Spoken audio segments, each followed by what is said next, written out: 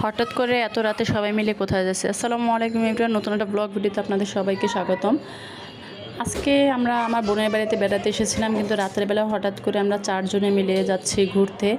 এখানে আমি, আমার ছোটো বোন, বোনের হাজব্যান্ড, আমার হাজব্যান্ড 4 জনে মিলে যাচ্ছি। আর আমার ছেলেকে আমার মার কাছে রেখে দিয়েছি, কারণ রাতের বেলা গ্রামে আমার ছেলেকে নিয়ে হাঁটতে অনেক কষ্ট হবে। আর আমরা 4 জনে মিলে একদম ক্ষেতের মাঝখান থেকে হাঁটতে হাঁটতে যাচ্ছি।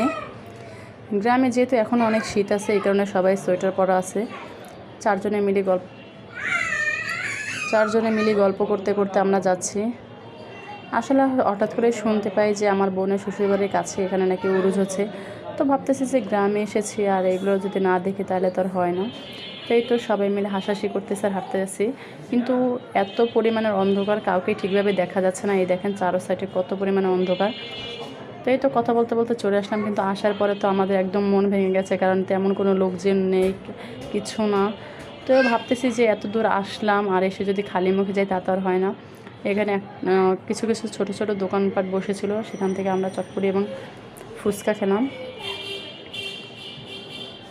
এই তো চটপটি আর ফুচকা খাওয়ার পরে আমরা চলে যাচ্ছি আমাদের বাসার উদ্দেশ্যে। এখানে মোটামুটি খাওয়া দাওয়া করে আমরা বাসার উদ্দেশ্যে রওনা হয়ে গেলাম। তো ভিডিওটা কেমন লেগেছে অবশ্যই কমেন্ট করে জানাবেন। আর যারা যারা আমার চ্যানেলটিতে নতুন আছেন অবশ্যই আমার চ্যানেলটা